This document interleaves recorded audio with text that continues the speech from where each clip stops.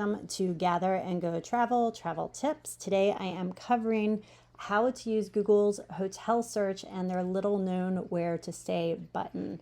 It's super valuable. Not a lot of people know about it, and it will save you a ton of time trying to find the right neighborhoods to stay at, particularly for city or even smaller town visits. Let's go ahead and get started. We want to get on the Google Hotel main page. It's called Google Hotel Search, and here's the URL, google.com/travel/hotels. That's going to take you to their main page, which I find valuable for a lot of reasons, but let's get to the where to stay button. I'm going to type in Boston.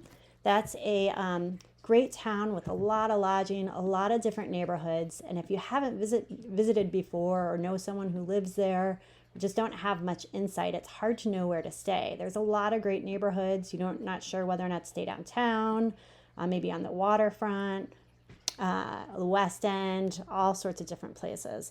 So if you're a little confused and you want some help, what you want to do is click on Google Hotel Search Where to Stay button. So let's click on that and see where to stay.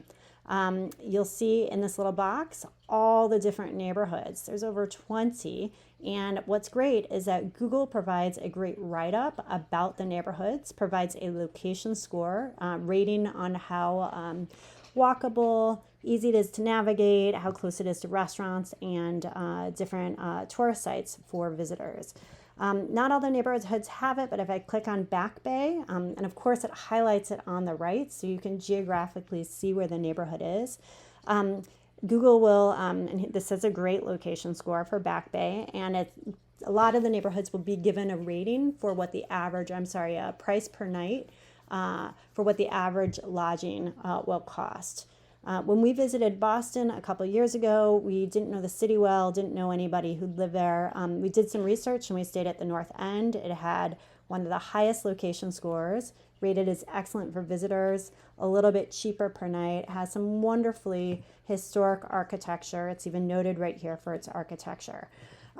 So that's it. It's pretty much, I want to just make sure that people know about this where to stay button and they use it. I am going to jump on one more small town just to show you it's not just for the big cities. I have a girls trip or ladies trip coming up in a couple months to Palm Springs. I've never been there before and wasn't sure where to stay. So I'll just show you that even for a town like Palm Springs, I can go ahead and I can see all the different neighborhoods. We did some research and we think we're going to stay in the historic tennis club area. It's right next to some really pretty, it's got the historic vibe and it's got some really pretty natural backdrop.